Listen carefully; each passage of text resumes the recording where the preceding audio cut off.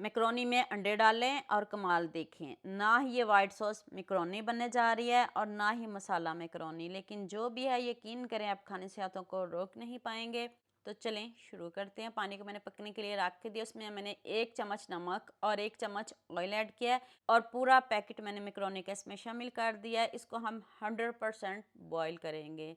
कच्ची बिल्कुल भी नहीं होनी चाहिए। क्यों नहीं होनी चाहिए मैं आगे जाके बताऊंगी। अभी मैं आपको चेक करवाती हूँ कि 100% मैकरोनी गल गई है। तो अब इसको निकाल लेंगे, इसके ऊपर ठंडा पानी डाल देंगे।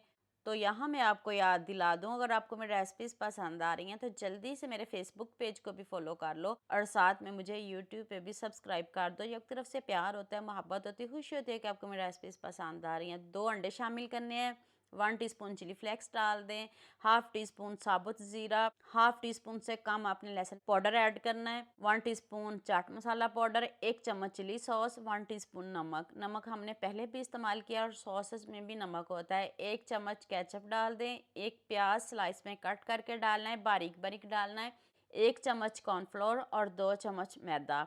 ज़रूरत पड़ी तो मैदा आपने शामिल करना है, कॉर्नफ्लोर ज़्यादा शामिल नहीं करना, क्योंकि ये जो मैकरोनी है ये भी क्रिस्पी बनेगी और कॉर्नफ्लोर से भी क्रिस्पी बनेगी, फिर बहुत ओवर क्रिस्पी बन जाएगी। इसलिए आपने मैदे का ज़्यादा इस्तेमाल करना है, अगर ज़रूरत पड़ी तो तब, वरना आपने 2 चम्मच ही शामिल करने हैं। 1 कप आप इसमें ब्रेड क्रम्स के डाल सकते हो। इतनी टेस्टी, इतनी यम्मी आपकी रेसिपी बनने वाली है कि आप खाने से हाथों को रोक नहीं पाएंगे। अब खूब सारा आप इसमें सब्ज़ धनिया डालें। तो चलें आप इसको पकाना कैसे है ये भी मैं आपको बता देती हूँ। आप पूरी वीडियो देख के जाइएगा, आपको मज़ा आ जाएगा।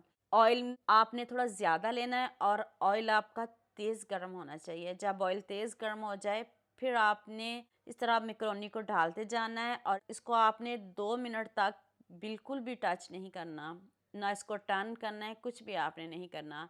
जब ये पक जाएंगे तो ये खुद ही तैरना शुरू हो जाएंगे।